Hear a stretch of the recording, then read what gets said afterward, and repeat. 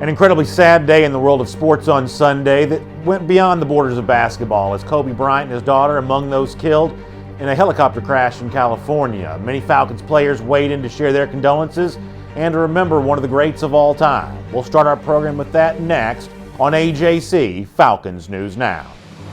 This is AJC Falcons News Now, sponsored by Miller Lite. Here are your hosts, Brandon Adams and former Atlanta Falcon Chuck Smith. We obviously love what we get to do here on AJC Falcons News Now, sponsored by Miller Lite. You know, so many times sports the escape from the more serious real-world problems, and we appreciate our role as an opportunity to be a distraction for so many of you. And yet, Chuck Smith, there are those moments when the real world does creep into what we're doing here, and yesterday was certainly an example of that. We'll get to football, and we'll talk about the Falcons' preparation for the NFL draft and everything with that coming up in a moment. But I think in our own way, we were all devastated, touched, moved by hearing about the passing of Kobe Bryant yesterday, his daughter, a part of a group of folks who died in a helicopter crash. I was shocked.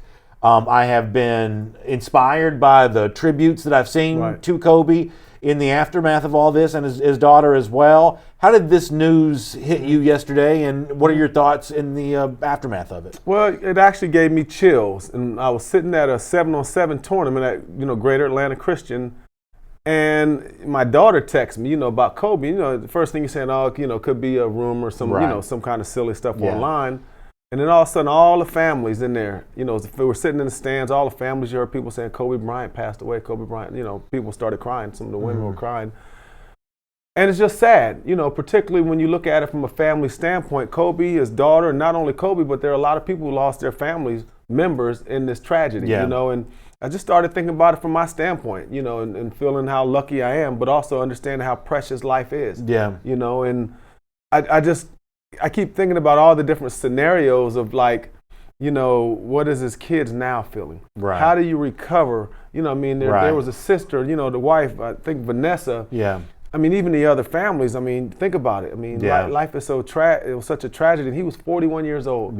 So many, and everyone's kind of looking at all these correlations with, LeBron breaks his, scoring record. Just the night before. LeBron, he's up for the Hall of Fame. I guess he's texting, LeBron. Then they find out now he was texting Shaq's son. Right. Atlanta Hawks All-Star Trae Young. Apparently he communicated with them. Bryant's daughter was a big fan of Trae's. Apparently they had been in communication just this weekend alone. Honestly, we forget what a tight fraternity this NBA is, and you felt the same way playing in the NFL.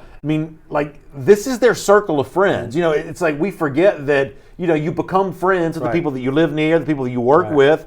They spend their entire life in a basketball gym. This is who they know. They all just know each other. You're right. And you know what it takes me back to? And when you spoke on that, I've had several people that were close to me in my life that this happened to. The first one was Derek Thomas. DT, Kansas City great legend, Hall of Famer. When he died in a car crash, it was just, he was a mentor of mine. And really, and he was very young. And then you look at it from DT's family. Then another one was Reggie White, we're really close. For years, Reggie was not only a mentor, but I got a chance to play with him. You know what? It is a fraternity. There's so many guys you see that are, in this fraternity. Ironhead Hayward. Died of a brain tumor. Shane Dronette. So listen, it's hard, but there are your extended family, and you hurt, and I still miss all those guys. But Kobe Bryant, you see his impact now on, not only on sports, but right now everyone around the world. A lot of former current Atlanta Falcons weighing in to share their thoughts on the legacy of Kobe Bryant and to remember and honor him on this time, and which is what the world's talking about. I want to show you some examples here, starting with Falcons linebacker Deion Jones, who had some nice things to say about Kobe on social media. Rest easy, Mamba. Mamba, of course, the nickname that Kobe Bryant made famous, and that name you've heard kind of thrown around so much over the last 24 hours or so. Tack McKinley also kind of weighing in on this as well. We'll talk more about Tack later on in the show, but McKinley tweeting out about Kobe Bryant. I'll never forget my days growing up, shooting anything in the trash and saying, Kobe, as you kind of, shoot that in there, and I've done the same thing. Really, just about anybody, has kind of done that. I think there's something about basketball because the players don't wear helmets. That they become cultural figures in a way that football players don't. Football players can be anonymous when the uniforms make everybody almost look the same. basketball players are easily recognizable. They're very tall, which obviously makes them stand out in a crowd. And that way of pretending to be Kobe or doing something like that, I mean, we've all done those kinds of things. I'm happy to hear Tack share his own memory of that, but that's kind of the thing we all kind of all do, is it not? Yeah, it exactly is. And in my era, when I was young, I mean, Jordan was more in my era when I was a young adult. But Dr. J, guys like that, we all emulated. I was a huge NBA fan, and gosh, right now when you see what see Kobe Bryant, this is their Michael Jordan. This is their era. You know what I mean? Younger than me. Yeah, sure. yeah, exactly. We know Michael Jordan, Dominique, but they don't know who those guys are. You know what I mean? So, wow, it's a crazy kind of last day. Falcons wide receiver Calvin Ridley weighing in on the topic, sharing his thoughts as well. We'll give you a chance to see what he said. Obviously showing some love towards Kobe Bryant. Kenyon Barner on Twitter actually said that he'd actually had a chance to meet Kobe Bryant, hear him speak a few times. Barner sharing about that there's not an athlete that's walked this earth that's inspired me the way this man did. I admired half as much as I've admired Kobe. I've had the pleasure of honor and meet him and talk to him.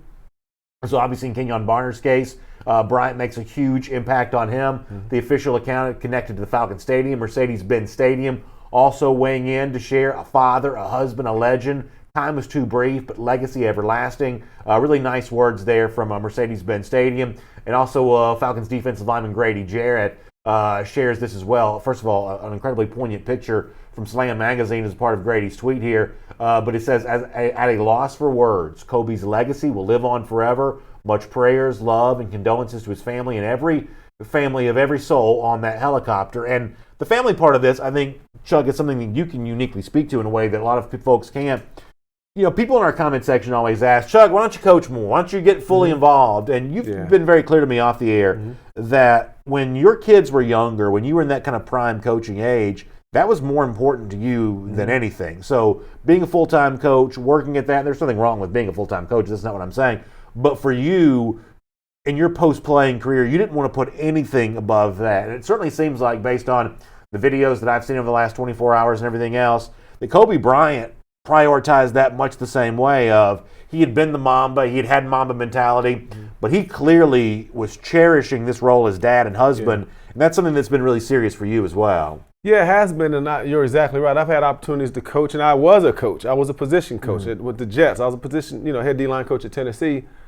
But there was something about me having a chance to have, touch and feel and help my kids. It was this conscious thing I had, Brandon, that if I became a coach, and like you said, a coach is a great job, but there's so much time you got to give to the other kids. Yeah. So when I was a D-line coach at Tennessee, I had 16 guys in my room, right? 16 D linemen. I saw them spend way more time with them than I even see my kids, because I would be gone before my kids got up. I'd be gone. I leave at 5 in the morning, and I would get home before they, after they went to bed. Yeah. So I understand where Kobe's going. You want to have a chance to do those kind of things. It's like the NBA coaches out on the road. They don't have a lot of time. They're in a different city every night. So I thought for myself, it'd be somewhat of a sacrifice, but is it really?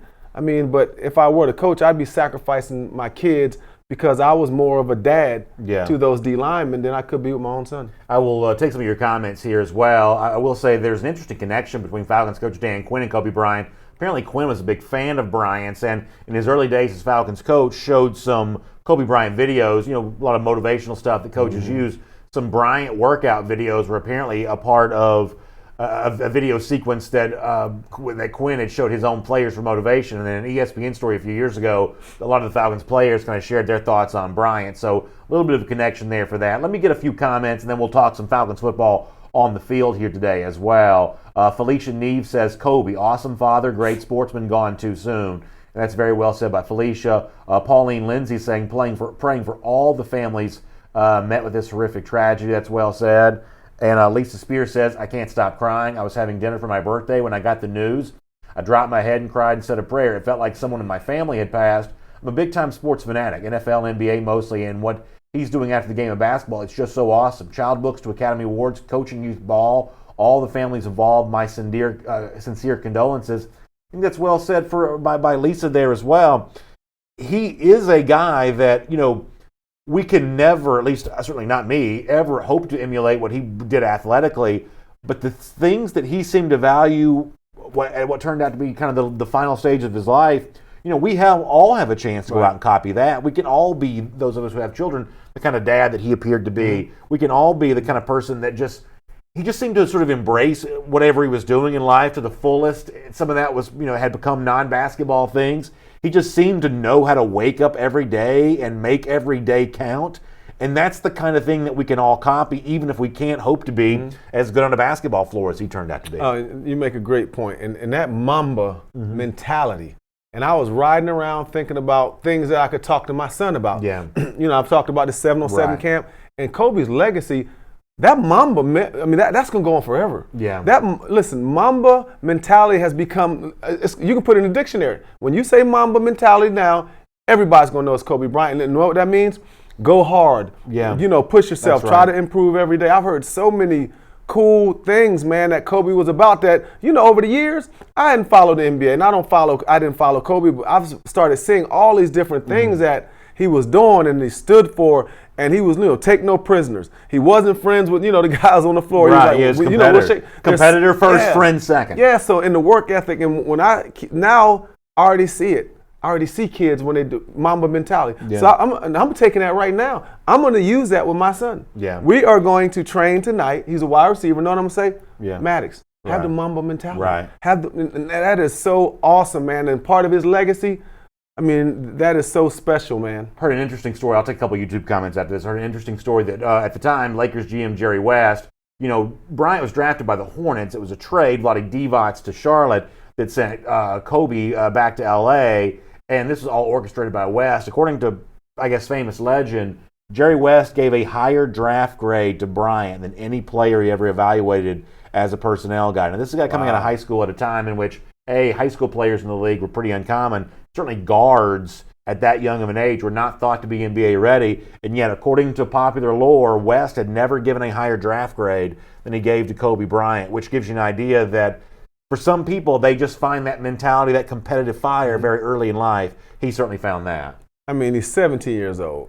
I got a son today, a 17-year-old. I'm still trying to teach him how to wash clothes.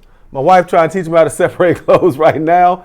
Kobe Bryant was in the NBA now. He was 17 years old. Something. Can you imagine that? And I always remember this when Kobe came out. It was divided. You had all these college coaches, and a lot of people divided. Should you go to college? It's about education. So Kobe comes in the league, he's a guy who smiles, a lot different than people kind of imagine. He was well-versed, spoke multiple languages, lived in Germany, and lived all around the world. Yeah. So but when you think about what Kobe Bryant did, like you said, when there weren't many NBA players doing this, there was a lot of criticism. He had to show and prove. And remember, I always remember people saying they were raising him, they were keeping an eye on him, when he was on the road. It's a phenomenal story. Any of those guys who happen to come out like that, but Kobe Bryant, I know people always talk about Michael Jordan as the GOAT, and we talk about Bill Russell's in that conversation. You got to throw Kareem Abdul-Jabbar in there. It's funny, when you hear people talking about the greatest of all time, you hear LeBron, you hear Michael Jordan. Pretty much that Kareem Abdul-Jabbar needs to be in there. If you understand the history. Right. You're talking about 18 times you're an all-star. You win 5 rings. Is there any? Can you call anyone better? I thought it was very interesting to see Magic Johnson on Twitter call Kobe Bryant the greatest Laker of all time. Now there's a case to be made for Kareem Abdul-Jabbar. If you want to have that discussion, obviously Magic Johnson himself is up there. But to hear Magic call someone else in no uncertain terms the greatest Laker of all time, that's a big, big statement about the legacy left behind by Kobe Bryant. Better than Magic. What Magic himself said. Magic don't get enough credit either. Right, no, I agree. Kobe, he's one of the all-time greats, but Magic is too. Let me give you a couple comments on YouTube, then we'll talk some Falcons on the field here. Anthony Wright says, "Good afternoon, gentlemen. My heart goes out to Kobe Bryant's family. Rest in peace to the Black Mamba and his daughter." Tony Russell also saying, "What a tragedy. R.I.P. Kobe and Gigi. Prayers for comfort to the family," and there is no doubt about that. We all send our prayers, and I know that there'll be a lot of positive thoughts and vibes sent in the direction of California and the Bryant family. No words can make them feel better as they go through just a horribly, horribly tragic time. And sports fans all around the world really kind of, sort of the sports world kind of stopped in its tracks to deal with this news. And so we wanted to pay a little bit of tribute off the top of our program. And there's no easy way to transition to Falcons news, but we do want to provide that opportunity for you here today. We'll remind you we're brought to you by Miller Lite, the official beer of the Atlanta Falcons. It tastes great. It's just 96 calories. And Thomas Dimitroff, Falcons GM, recently gave an interview at the Senior Bowl with the official Atlanta Falcons website, and there are a couple of comments that Dimitroff made during that interview that I want to make sure we paid special attention to. And I think this will set us up for a lot of what we'll talk about here on today's program. Now, the phrase you're about to hear Dimitroff use is a game wrecker. It's important to note that the game wrecker on this comes from the question from the reporter who's affiliated with AtlantaFalcons.com. But nonetheless, Dimitroff's belief of what a game wrecker is, and the Falcons need to get more players like that, and who they have that might be those types of game wreckers, I think this is pretty interesting. So as we think about an offseason for Atlanta, which includes a draft, and includes a situation of, in a tight salary cap, looking at who's on the roster now that will remain on the roster for 2020, I think Dimitroff sets us up well for how that conversation is going to go, how those evaluations will take place. Here's what Dimitroff told AtlantaFalcons.com.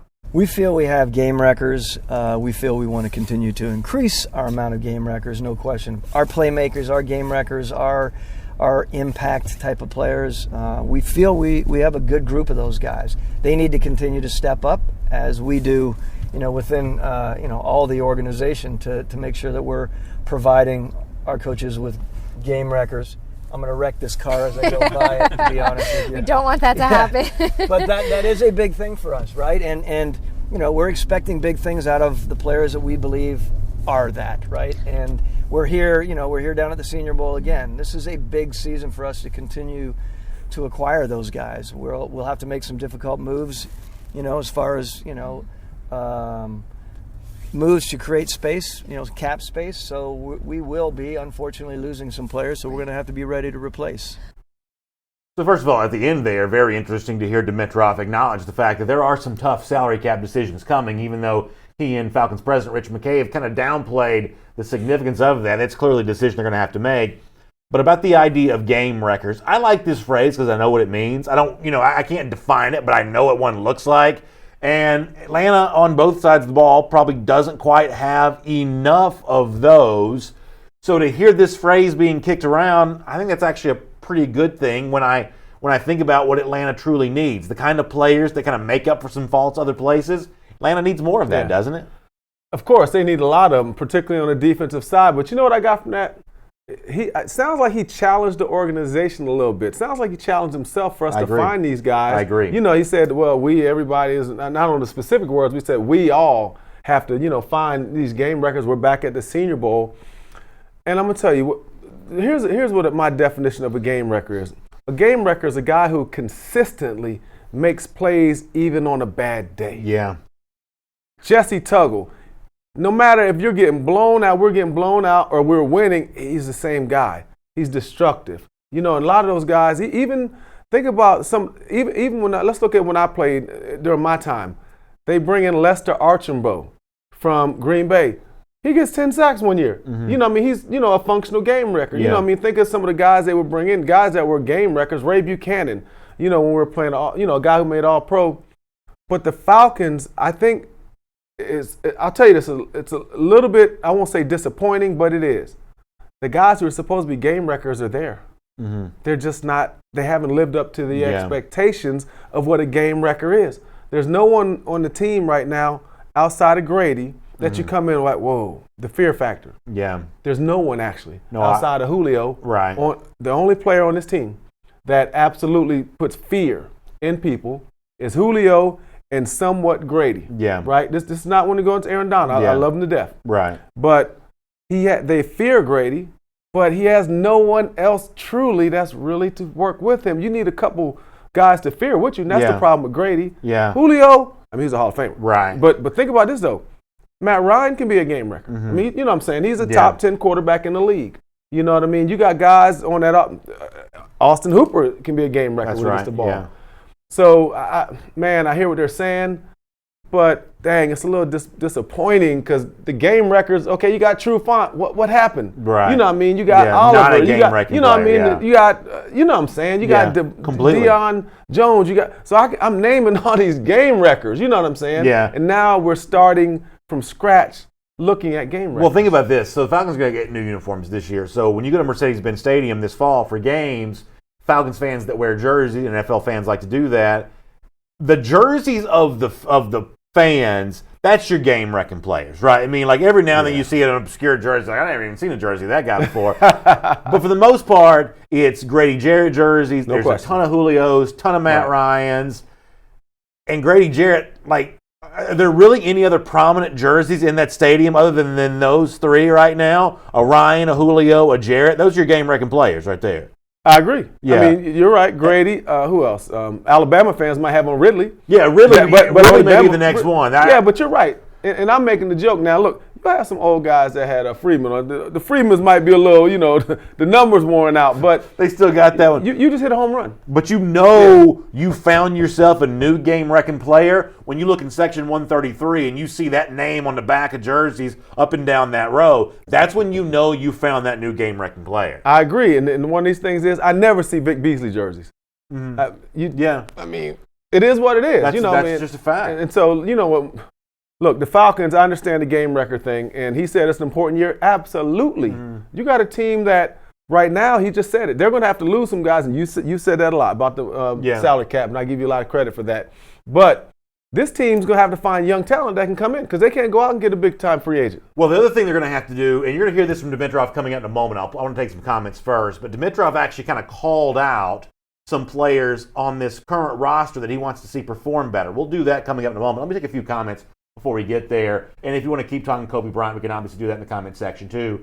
Joseph Will says, Thomas Dimitrov is fortunate to have an owner like Arthur Blank that doesn't mind mediocrity. He says, it's 12 years, no Super Bowl win. 12 years of failure on the job wouldn't be tolerated in most career fields. So I read Joseph's comment there because I do think that encapsulates the pressure that a lot of fans are trying to put on Thomas of put up or show up, get better, build a better organization. So in Dimitrov's evaluation of players for the draft at the Senior Bowl this past week, evaluation of free agency, who you allow to go on to free agency, who you maybe try to bring in, the fact that Dimitrov may be singing for supper here during this year, as Joseph points out in the YouTube comment section, that is just a realistic part of this discussion right now. No, you're exactly right, because these fans want to win. And look, I totally get it. Me being a part of I was a Falcon fan growing up. I got to play there, and I'm still a fan now. I got a chance to do some work with them.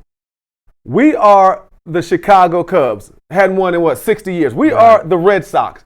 Our fans, I am too. We are all that same, group. We have that same feeling here as teams that have never won. We're the Cleveland Cavaliers with LeBron with them. You know what I mean? From the standpoint of the emotions of the fans. So they're not trying to hear it. You know what I'm saying? You got a team that's in place. So I totally understand why the Falcon fans are here. And then we get a taste in the 90s, right? Then we get a taste in in 2016. So we're not like one of those teams like Jacksonville who's never been there. Yeah. You know what I mean? There are a few teams in the NFL who, in the last 20 years, they haven't even sniffed a Super Bowl.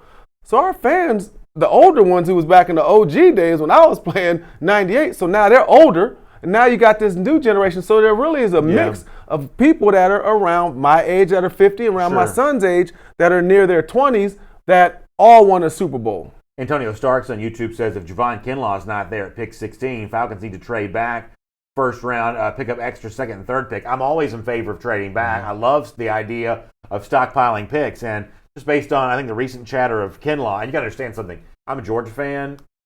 Georgia fans think Javon Kinlaw is the greatest defensive lineman of all time because he played amazing in that game earlier this year between South Carolina and Georgia. So I'm a big believer in what I think that Kinlaw can do at the next level. And my assumption is he is not available at pick 16. I think he'd be a great person to pair next to a Grady Jarrett, but I don't think you can draft Javon Kinlaw at 16. I think he's going ahead. Even in a draft where so many teams will be taking quarterbacks, I think Kinlaw is likely gone before the Falcons pick at 16. And I think he's going to be somewhere between 8 and 16. You know what I'm saying? And I think it's between 8 and 14. I'm not sure how many of the quarterbacks. I know it's going to be 4 quarterbacks probably going before that. I mean, dude is a game record. You put him right next to Grady. He can get upfield. He's explosive. I mean, I'd love to have Kinlaw, but I look at things now a little bit differently because over the last 5-6 years, I've had a lot of success when I'm talking about pass rushers that go in the second and third round. Okay. I mean, you know what I'm saying, that fourth round, good players that become, DJ Reader, 4th, 5th round pick out of Clemson now, one of the best, nose guards in the league. You know what I mean? We look at Grady Jarrett. Right. I always talk about Max Crosby. Just looking at some of these, Yannick Ngakoue, who's going to be the number one free agent on the market. If the Falcons, listen, I'm giving up half the D-line to get Yannick Ngakoue. If you don't know, this guy is special. So, he's a 3rd round pick. Looking at some of these guys, Chase Varinovich, the kid from Michigan that plays with New England Patriots. 3rd round pick. These guys are impact day one starters I'm down. If the Falcons could trade out at 16 and get multiple second-round picks, I'm all for that. It's very interesting. Andrew Hamlin says, how does Thomas Dimitroff catch more grief than Dan Quinn, though? They've been equally bad. It's Andrew, I think it's funny that you're saying that now because during the season, I actually thought Dimitroff was getting the free pass and Quinn was the one getting hammered over and over and over again. I think the attention on Dimitroff now is just stemming from the fact that even though Quinn has had, I guess, up until now, full control over the 53-man roster, final say over that, we're sort of in what is thought to be Dimitroff's time of year. He is the GM. We're heading towards the draft. So I think Dimitroff is in a spotlight now that he's kind of not in during the season. During the season, it was Dan Quinn who was in the crosshairs with a lot of our commenters during that portion of the year. Now we're in draft season. Just additional attention is being paid to Thomas Dimitroff because of that. They're getting the same. Mm-hmm. I mean, it just depends. Hey, it depends on the fan, B. Depends on the fan, what that fan thinks. Some people think it's Thomas's fault. Some people think it's Dan's. Yeah. It's all spread around. Demetrius Moss says, good afternoon, gentlemen. Love the show. Thanks for that, Demetrius. He says, great job. BA, I'd like to revisit your comment about going all in on offense. I'd like to see us take Jerry Jeudy at the 16th pick. Julio in the slot, unstoppable. Here's the thing. If Jerry Jeudy's sitting there at 16, that'd be hard to say no to for me. It would be. It'd be hard to say no to. B. It'd be hard to say no to. You bugging. Come on now. We already got Julio. I know Julio's got a few in him, but right now, if this Falcons team is going to win the Super Bowl at 16, we got to go, look, we got to go whether it's the best corner. We got to go with the best D-line. They got to fill a What defensive if Jerry need. Jeudy's just the best prospect? What if I think there's a chance that Jeudy goes before 16. I think there's a decent chance he goes before 16.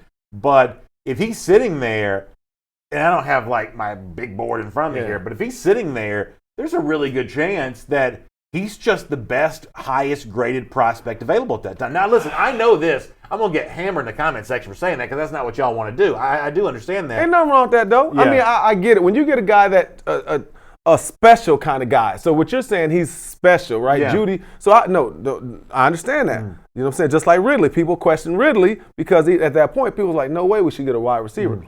But to me, when you look at the Falcons defense, there's no I don't know how good Judy's gonna be. Now listen, I like me some Jeudy. But Jeudy ain't like he's a dominant player right now. I mean, you know what I'm saying? Is he a Julio Jones? Right. Is he a OBJ? Got potential. Mm-hmm. But we got to get someone on defense. I mean, who's the best available? Maybe it's not Kinlaw, but who's the best linebacker? Who's the best cornerback? We need corners too. Jeremy Worst on YouTube says we have 14,983,249 wide. So yeah, clearly Jeremy thinks they have too many wide receivers to be thinking about a guy like Jerry Jeudy. But listen, your boy Gage. Yeah, he played better. No, the other day let me throw you under the bus a little bit. The other day you were like, yeah, they got Gage. He played better. But if I can get Jerry Jeudy, I'm just saying I'd listen. But they got Gage, bro. Yeah. Look, they got rid of Sanu. So they must already think that they had enough receivers, but anyway, I'm just messing with you, bro. Let me let you hear one more from Thomas Dimitroff, going back to the subject of defense for a moment, because he was asked back to the subject of game-wrecking players, hey, who do you want to see take that next step with their own development to maybe become that kind of game-wrecking player? He mentions Takk McKinley here. Very interesting words from the Falcons GM about kind of pushing current players to grow, develop, and get better. I like this from TD. I think you will as well. Take a listen. Start defensively. I mean, I would love to see Takk McKinley, take it to another level. I mean, he has so much ability and upside for us, and his fire and passion is what we're looking for. I can't wait for him to, get into this season, get healed up after his surgery, right? That's going to be an important thing for us. Continue to watch guys like KZ and watch our sort of evolving corners coming in with Sheffield and Isaiah Oliver. I mean, those guys, they need to continue to wreck games and make big plays. Bat balls down, pick off balls, same kind of thing. I mean, get Debo in there, Deion Jones. Let's roll, man. It's time. He can shut down players for sure. Want him to keep flying around the field and turning games upside down because he has the ability to do that. There aren't many people that can run with, some of the receivers and running backs underneath that we expect him to do, and he can do it well. Can't wait to see that more consistently, of course, because he has the ability to do that. So let me try to tie these two conversations together for a moment, because I am a big believer, as Demetrius on YouTube said a moment ago, that I think you have to go all in on offense, take advantage of your big ticket leaders, Matt Ryan, Julio Jones, give them all the weapons they need around them, which makes what Dimitroff said there, I think, more relevant. He essentially says to Takk McKinley, guy currently in the roster, we need you to get better. For all we want to talk about drafting better players and signing better players, whatever else, for the guys that are going to be on this team next year, you need to find a way, whether it be the player himself reaching in and finding something inside of him, or whether it be new defensive coordinator Raheem Morris or regalvanized, rejuvenated Dan Quinn, whomever, whatever. You got to find guys on the defensive side of the ball who've given you this much. Right. You got to find a way to get them to give you this much. Now, not everybody's going to be able to do that. Not everyone's going to be able to find that next year. But just given the fact you're going to have some cap casualties, given the fact that I think that offense is going to be a real concern for this team, just given that's where a lot of the resources from a salary cap standpoint already are, you've got to look at some guys on defense and say, take that next step. Go from a 7 to an 8. Go from an 8 to a 9. Whatever your current level is, find that one level up. Dimitroff's words there, I think, are really, really interesting. I love it. I love TD recognizing that the players need to step up because players make coaches look real good. Yeah. Players will make a GM look real good when they ball, right? So some of those guys haven't ball, but let me address real quick. Let me address this Takk McKinley thing. Number one, I love Takk McKinley.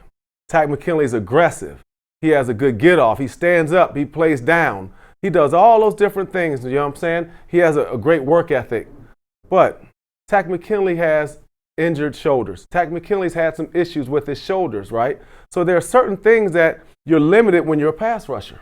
So Takk McKinley, let me just tell you what would help Takk McKinley. And let me just lay it on the line real quick. I'm going to just put it out there. Yeah. Takk McKinley has to change his style, right? Okay. It's like an NBA player that plays physical in the paint, and eventually he can't jump and dunk on people. He has to develop what? A jump shot. Yeah. Turnaround right? jumper, yeah. Takk McKinley has to develop finesse, explosive moves. And the move that Takk McKinley, and if he's watching, Takk McKinley needs to learn how to use the cross chop. He needs to learn how to use this legendary move that was started by O.C. Yumanyori, and I had a chance to introduce it to O.C., right? It's a legendary move that was before me, but O.C. had a chance to use in 2006. There's so many guys that use it. Adrian Claiborne, Yannick Ngakoue, DeMarcus Lawrence, Aaron Donald, Robert Quinn. I mean, I can go on. Grady Jarrett would use it sometimes. Takk, you can't use those physical moves anymore because why? I'm saying all this, he needs to change his style because he has what? Injured shoulders. Takk, you've been bull rushing too long. If I were you, I would come onto the lab. I would introduce it to you. And then you take it from there, right? So when you have injured shoulders, you got to change your game. You got to develop moves that don't warrant pounding on your shoulders when he's always falling around. Takk's on the ground a lot. Yeah, I think it's really interesting. And so Takk McKinley, he can do it, but he's got to change his mindset, and he's got to be taught a move that's deadly and that he can use, and he'll play for years, and he'll become a dominant 10-plus sacker. Well, what's funny about that is, and obviously I didn't play the game, you did, but if you're a speed rusher, over the course of your career, the speed wanes. If you're a bull rusher, over the course of your career, the strength wanes, or the young kids just find a way to get stronger. But if you're a good, like, hand fighter, like if you know how to get either take away position on an offensive lineman or as an offensive lineman know how to maintain that hand position, that's the kind of thing you can keep with you for your full career, right? Yeah, that technique, even as you get older, if you're good with your hands, you remain good with your hands. And that's what helped Grady Jarrett. Yeah. Grady Jarrett, from the time Grady was a rookie to now, his moves are absolutely fantastic. In the beginning, he was a bull rusher, didn't understand how to use his technique. Grady put in the work, improved as a pass rusher. But you're exactly right. Power eventually goes. Bull rushing, they'll eventually slow you down. Speed will eventually slow down, but then skilled moves last forever. Yeah. And one of the best examples, I'm going to tell you this, Von Miller. Von Miller, one of my clients, Von Miller, listen, Von Miller is not every time outrunning guys like he once did. Von Miller's not able to do the things that he once did, run through guys. But now Von he's always had a spin. He uses his hands very well. And those are the kind of things as a pass rusher, you have to do it because everyone gets old. Just like we talked about the NBA player, if you don't develop the jump shot and you're a physical player and you can only play around the paint, eventually you're going to be lost. And, we spent so much time during the season. When Atlanta was making that comeback in the second half and everything's going better, we're talking about, defensive coaching responsibilities. Dan Quinn's more hands-off. Now Raheem Morris is more involved, and Jeff Ulbrich is more involved, and,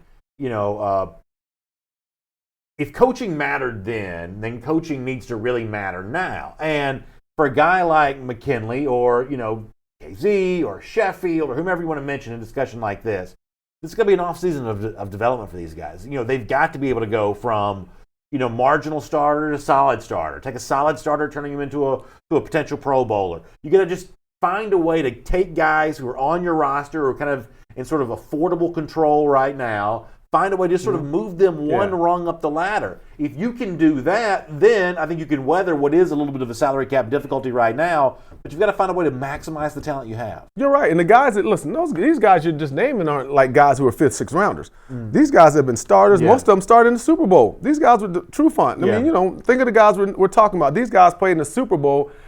You got to figure out a way to get the scheme to also fit the players. Are we a 3-4 team or are we going to be a 4-3 team? You understand what I'm saying? So you got to figure out who you are and let these guys develop. But then you got to make sure your scheme fits the personnel.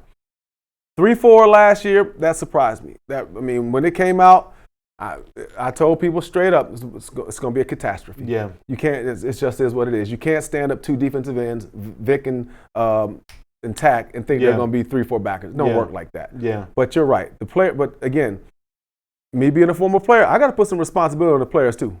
I'm going to need Oliver, you got to put your head in there sometime. Well, not your head, I'm sorry, put your shoulders for protection. Yeah. You got to get in there and make tackles. You know what I mean? We got to cover better. You got to rush the passer better, right? The second half you need to start the first half off like the second half, and you've talked a lot about how slow they start.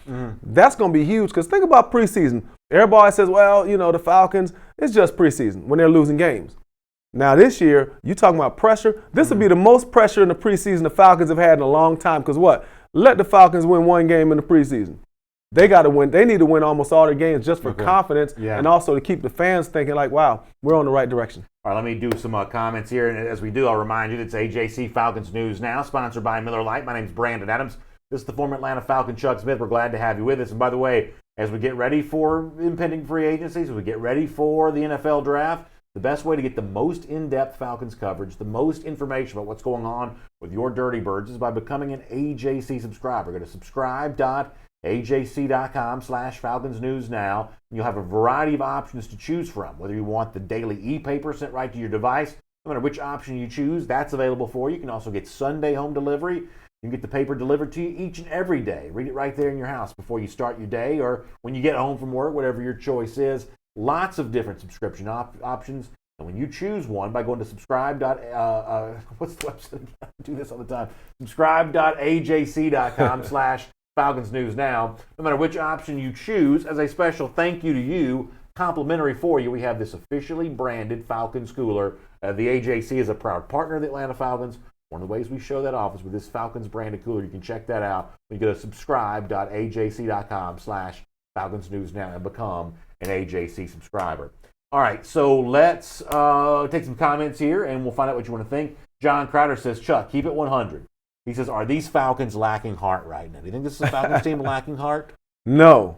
I'll say some of the guys lack toughness, not heart. I'm not going to question their heart. You got heart, number one, when you go on that field because you're going against some absolutely beasts. But toughness is something, you want to be a tough defense. You want to be around there knocking people around. Remember the, Legion of Boom? Yeah. That's what kind of toughness. So when you think about right now, when you think about playing the Saints, when you think of Cam Jordan, you think of toughness. You think of no matter what, I'm going to come out, this is the toughest game I played. So I'd like to see the Falcons exude more toughness, and that means I want to hear other teams saying, man, we played it, man. It's like a backyard brawl. That's right. That's what I want to hear. Yeah, that's right. By the way, Joseph Will says, how do we keep this show going as fans? This is a good show. First of all, Joseph, that's incredibly nice of you to say that. The best thing you can do is keep showing up every Monday and Friday at 1 p.m. Eastern Time. Tell your friends, by the way, who are also Falcons fans, we do this. We come here, we talk Falcons, we get ready for the draft, we kind of tell you what's going on with the team. We love doing this even in the off season, so please let your friends who are Falcons fans share the Facebook feed, share the YouTube feed. Just let folks know that we're doing this, and we're glad to be able to do it with you, but it would not be possible if you weren't here with us. So, Joseph, thank you so much for that. Tony Russell says Dan wants a Legion of Boom. He means like the Seattle Seahawks have had.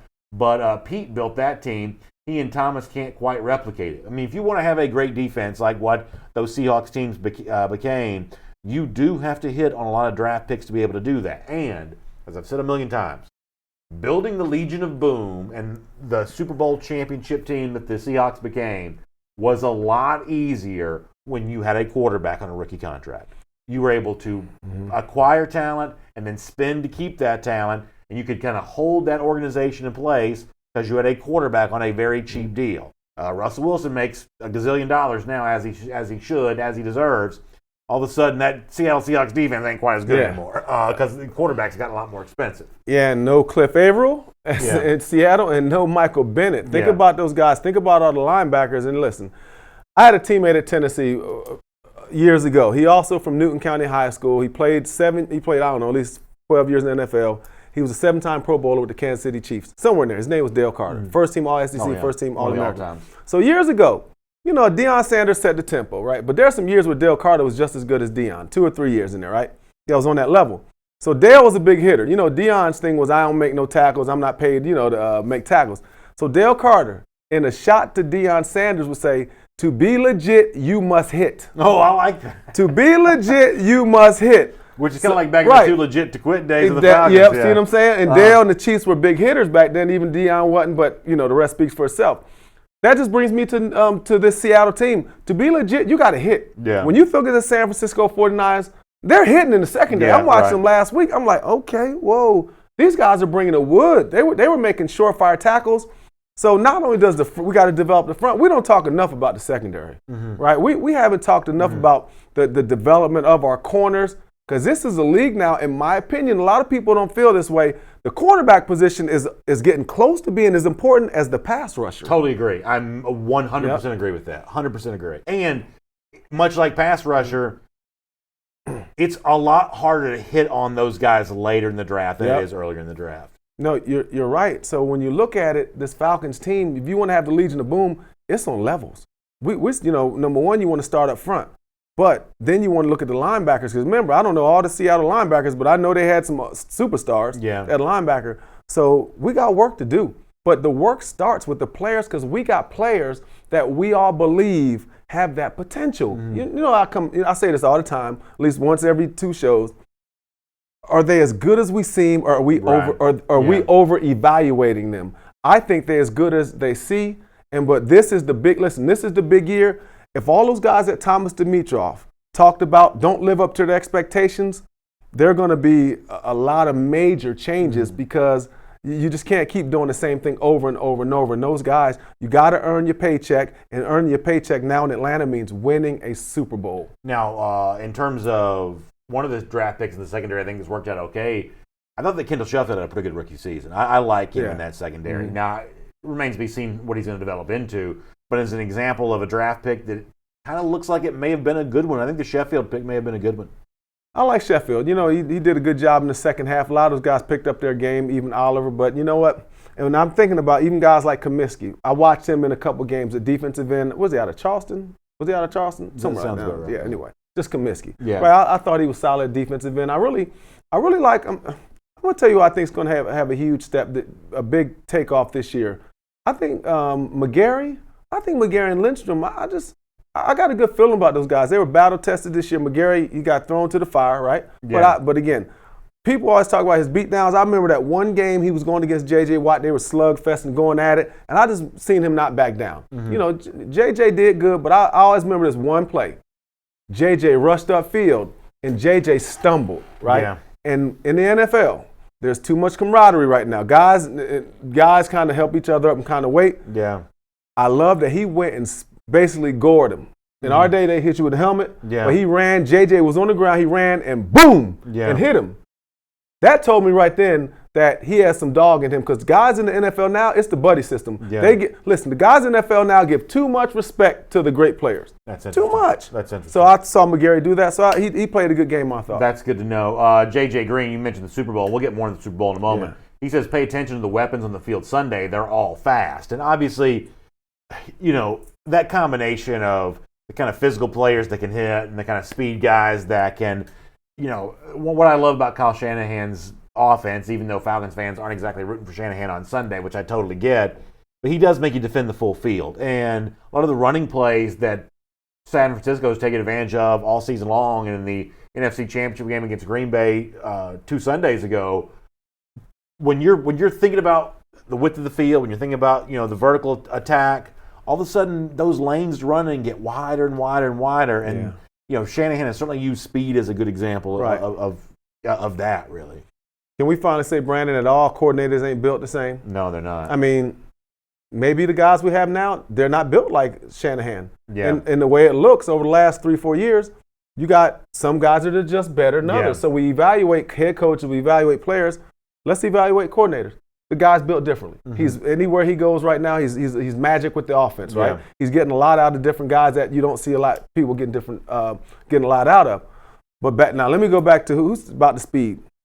The Falcons are okay in that situation. Now, Debo Samuel is like a running back catching the ball. He is, to me, he's a push with Calvin Ridley.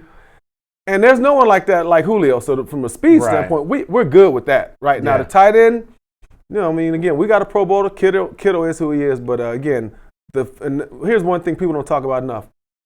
This offensive line for San Fran is having an incredible year. Yeah, they really are. Let me get Charles Weaver on Facebook, who says, I feel like we don't draft defensive players to their strengths. We draft them to have a change once they're here. Why wasn't Vic Beasley in the dirt, learning to bend to the corner and get to the quarterback? He was out there covering tight ends. He said, we need some more dogs on defense. And I think that what Atlanta has created is a defense, and there was a lot of talk about this back when a lot of these players were being acquired. They wanted those space tacklers. They wanted those athletic players who could make those tackles in space. That's what Deion Jones is, and to a certain extent that's what Vic Beasley is. And when you're facing those kinds of teams, that's great, to be able to keep up with the other athletes. And when someone's trying to spread you out wide, you've got the guys that can handle those one-on-one tackle opportunities. But when you see Tennessee, who did beat Atlanta this year, all of a sudden now space tackler doesn't work quite as well when you got 260 pounds coming downhill at you and Derrick Henry. All of a sudden having a little bit more, beef starts to make a little bit more sense then. So I think Atlanta has built a defense, or attempted to build a defense, for what they thought the NFL was. And now, given the success of, Green Bay ran the ball a lot this year. San Francisco ran the ball a lot this year. Tennessee obviously had Derrick Henry. Is the NFL still trending in the direction that Atlanta's defense was built to stop? I think it's a fair question. I'll say yes and no. I'll say yes because they want fast guys that are space eaters, but I'll say yes also. They want big old space eaters that can move. Yeah. They want, it's the exact same thing. So it just depends on your philosophy from your head coach. I want big, fast, and I'm looking, inside, I want one guy who can move like Grady, and I need me a big old super jumbo butt, right? But I think the league is going to where the edge guys are somewhat, 245, 250, and I just think it depends on your team. Look, you got some teams that have got absolutely big guys, but most of the edge guys are smaller. The big guys are in the middle. Yeah. Receivers and corners are getting taller. But I don't think the Falcons' philosophy is wrong. I just think there's not enough guys running the philosophy, and I'm not sure about how the philosophy is put together. The sets up the whatever happened, the defenses, the game plan. I'm not sure about the game plan. Okay. You understand what I'm saying? Yeah. But I think the philosophy is not gone, but I just think the players, they just need a few more players to play the philosophy. All right, it's AJC Falcons News Now, sponsored by Miller Lite. That's Chuck Smith, the former Falcon. My name's Brandon Adams. Thanks so much for being with us. We appreciate Miller Lite for making it all possible. The official beer of the Atlanta Falcons. It tastes great. It's just 96 calories. Can we go around the NFC South for like a couple seconds here? Let's roll. Let me start with Christian McCaffrey, running back for the Carolina Panthers, on the subject of new offensive coordinator Joe Brady. McCaffrey told ESPN that he's able to utilize not just me, but everybody, and put everybody in a position they can be best to help the team win. That's something that's not easy to do. It's not one system. It's constant changing. You look at what he did with the LSU program this year, possibly the greatest college team of all time. It was fun to watch as an outsider before. I knew he was going to be our coach. Now that I know he's the Panthers' offensive coordinator, I'm extremely excited. So I've told you before, I think that Brady's impact in the NFL is going to be significant. I think if I'm the Falcons, I'd be a little nervous, and in fact, I might be a lot nervous about Brady 3 hours north. You've downplayed this before. No, I ain't downplayed. I've seen it before. This ain't nothing but the New Orleans Saints +1. Okay. This is he comes into the league. He basically brings in, everybody says, oh, he's running the New Orleans Saints offense. Now he comes to the league. Now he's this genius. He didn't create the offense. The Falcons see it twice a year. So I think they've improved because now they got a guy that's creative. But let's see what he does when he got that quarterback. Okay. All right, let's see what happens when he don't have no O-line, right? So I hear you. But, man, we done seen this offense before. You think the people in Kansas City, that's all of a sudden, I mean, they're putting 4 wides out, sending 4 people vertical. So, I think it's all a lot of hype. You know, and I think the college fans always like when one of their own gets into the NFL and proves that. that proves that. Maybe something a little bit to that. Yeah, although Brady did start off in the NFL. There you go. Let me ask the question this way. Who's the most valuable Brady in the NFL next season? Is it Tom Brady or is it Joe Brady? Oh, it's not even a question. Tom Brady, you kidding me? I don't think that's who I want in 2020. Your boy hadn't even played he hadn't coached it down yet. As a coordinator, who's going to be the quarterback? If you give me Joe Brady's offensive coordinator, I can have a number of quarterbacks. Now, Tom Brady at this age, he needs a special offensive coordinator. You can't just put Tom Brady anywhere. Take Tom Brady out of New England, which I guess there's a chance might happen. Put him as the quarterback of the Tennessee Titans. You give me Tom Brady in that offense. You give me Joe Brady with the Carolina Panthers. I believe I'll take Joe Brady to have more success. So what about Tom Brady in Tennessee? Is that good or is that bad? Because they do run the ball and the quarterback has to do a lot. I mean, as a for instance of where he might go, I mean, I think it could be fine. But Tom Brady's one of the all-time greats. But if I'm betting on somebody in 2020, I'm taking Panthers OC Joe Brady over journeyman, or I should say maybe soon-to-be free agent Tom Brady. All right, here we go. Let me tell you why I like Tom Brady. We've heard this story before, right? We've heard this story about Tom Brady, a couple years ago. He got blown out by Kansas City. Everybody thought he was retired, right? But let me tell you why Tom Brady's going to be as good as he's ever been next year. Let me tell you exactly why, and there's one play.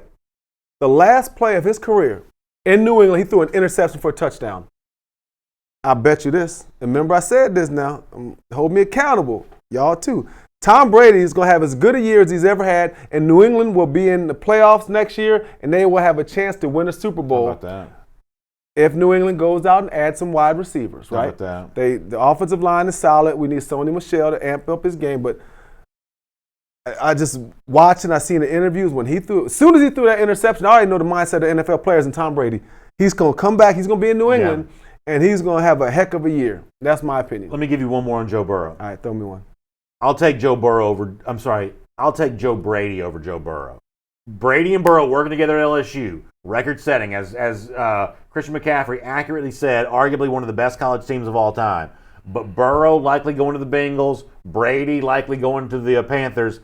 I would bet on Joe Brady having more success as an NFL offensive coordinator than Joe Burrow having success as a quarterback. I'll take Brady over Burrow. I think the coach made the quarterback in this case more so than the quarterback made the coach.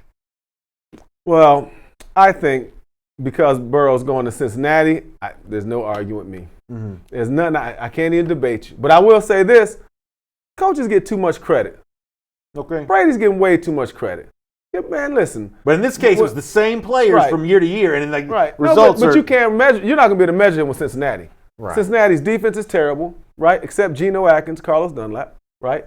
Your guy, Geno. But look, he's going to Cincinnati, where Mr. Brown is the GM, basically calls the plays on offense. He does everything. Mr. Brown runs everything in Cincinnati. So to me, it's dysfunctional and it ain't going to change, right? Yeah.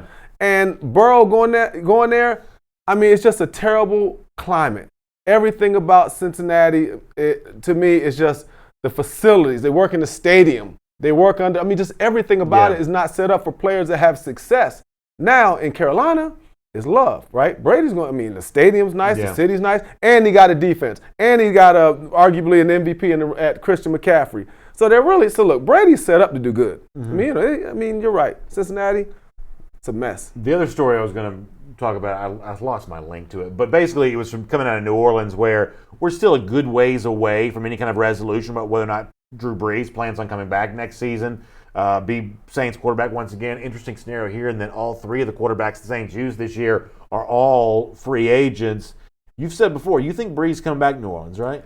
Why wouldn't I come back? I got the best receiver in the game. I got arguably the best two-way running back receiver in the game. I got a solid O-line, right? Mm-hmm. I got a defense. I got the gadget guy who's you love to plays receiver, tight end. He's gone. If Brees comes back, he's probably gone though. Right. But to me, you got a defense. I'm taking one more shot, right? Think about it. They won, 13 games 2 years in a row, or something like that? Yeah. I'm not leaving this boat empty. Shoot, I'm staying on this boat. What's weird is Brees not as popular in New Orleans as he used to be. Yeah, everybody kind of wears that they're welcome over time. Brees I mean, we have Saints fans that kind of come and troll this show from time to time. Ask one of them next time they're here. Brees not popular like he used to be.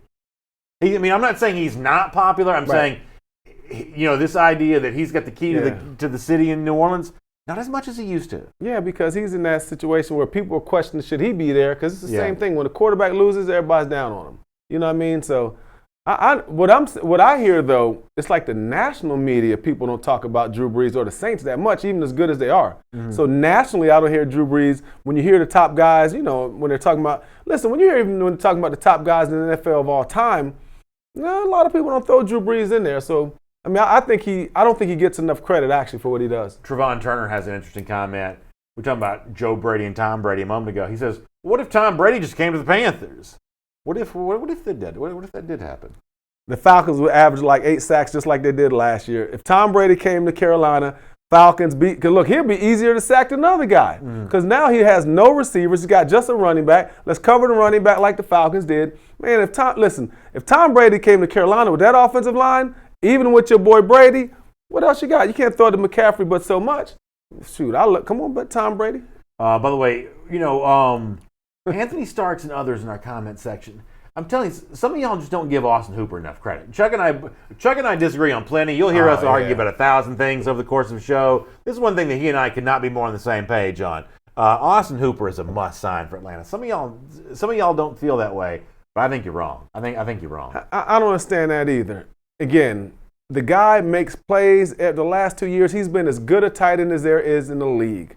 And the reason why, he doesn't get ultimately the kind of respect, I think, because the team ain't getting no respect. We started 0-7. Yeah. Wasn't like a lot. Listen, the Falcons weren't exactly on a home run hitting streak. Right. So all the players are going to be, affected. But I'm going to tell you this. I studied this guy every week. He was my fantasy guy, y'all. Man, he was as good as any tight end in the NFL for the most of the part of the season. I'm just telling you like that. So he's a 2-time Pro Bowler. How good do you have to be to get respect? For you to become a Pro Bowler, that's big. That's huge, man. And so, man, Austin Hooper is a must. He is necessary. We really need him. And if Austin Hooper leaves, because they might not have a choice in it, right? Mm-hmm. Because they probably won't get franchised. It'd be a huge loss, one of the biggest losses over in a long time for the Falcons. Mm-hmm. Let's finish with this. Super Bowl coming up on Sunday. I know we'll talk more about the big game on Friday's show. Got any early thoughts about how you see it going? On paper, this is as close a matchup as I think we've had in a good number of years in terms of there's a case to be made for San Francisco here, a pretty easy case to be made for Kansas City here. Do you have any thoughts on the game right now? Of course I do. Mm-hmm. I think the best defense on the field this week will be the Kansas City Chiefs. Really? They've gotten a lot better. Look at what they did. They finished the game last week. I think Chris Jones is looking great at defensive tackle, one of the best. Then you got Frank Clark, and look at this team. And then look at this. Look at the game where you're going to see a low-scoring game within the 20, somewhere in there. And at the end of the day, the biggest story is going to be the Kansas City defense, and they're going to talk more about the defense than they're going to talk about Patrick Mahomes. How about that? That's a big take right there. Ain't a big take. It's just hey.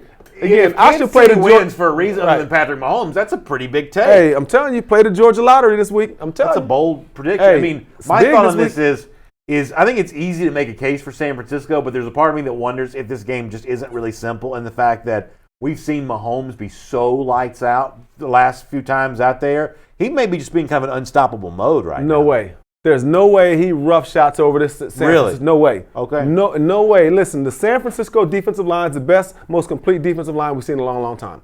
Nick Bosa is a Defensive Player of the Year candidate. The guys they got up front are almost all first-rounders. They got Dee Ford. Oh, listen, Patrick Mahomes will get touched this week. They will sack Patrick Mahomes. One of the storylines, they're going to get after him. It's going to be a defensive game, I really believe. Mm-hmm. Kansas City's defense is underrated. No one's talking about it. Everybody says they're a liability. They're a lot better. And if you watch these last couple of weeks in crunch time, they're making plays. Yeah. By the way, Shira Floyd in our Facebook comment section making the comparison between Tony Gonzalez and Austin Hooper. And, listen, I do think that Tony Gonzalez was a great player. And I'd love to see Hooper get a chance, much like Gonzalez came to Atlanta to be a part of a winning team, tried to be a part of a Super Bowl team here. Didn't quite work out. You'd love to see Hooper get that same shot here in Atlanta to be an important tight end cog on a team that's trying to win it all. Yeah, I like that. I like you putting Hooper's name out there, but not with Tony Gonzalez. I'm gonna need you to lean back on that one, okay? I got you. No, I got this. Is just I got you. I understand. I'm not trying to be too hard on you. Why don't you just throw Hooper in the conversation with Algie Crumpler? There we go. There you go. I'm just saying, Algie's a Pro Bowler. Got some All-Pro years. Algie Crumpler, one of the best Falcon players of all time now, from the tight end position. Hooper's not there yet, but if you're going to put up about 2-3 more players of the, Pro Bowls now, he's already got 2. So I would put Hooper as a poor man's Algie Crumpler, right below Algie, the young Algie, but he's still got work to do. Let me give you 2 comments on the Super Bowl, and we're going to close the show. JJ Blue 23 says Kansas City's about to smoke the Niners. John Crowder says I think San Francisco is going to have the better defense. Let me go to JJ's comment though here. If the game is not close, Kansas City's the winner. Yes. I only see San Francisco winning a close game. I could see Kansas City winning easily. I'm not saying that's the outcome, but if there is a sizable margin of victory, then the Chiefs are the team that won. Yeah, I agree. All right, good stuff. We will talk more about it on Friday. I'll be back here at 1 p.m. for AJC Falcons News Now, getting ready for the Super Bowl. More draft talk for the Falcons. More news about who's staying and who's going off this 2019 roster as you get ready for the upcoming season. Chuck Smith, Brandon Adams, we'll look forward to seeing you then. It's all brought to you by Miller Lite, the official beer of the Atlanta Falcons.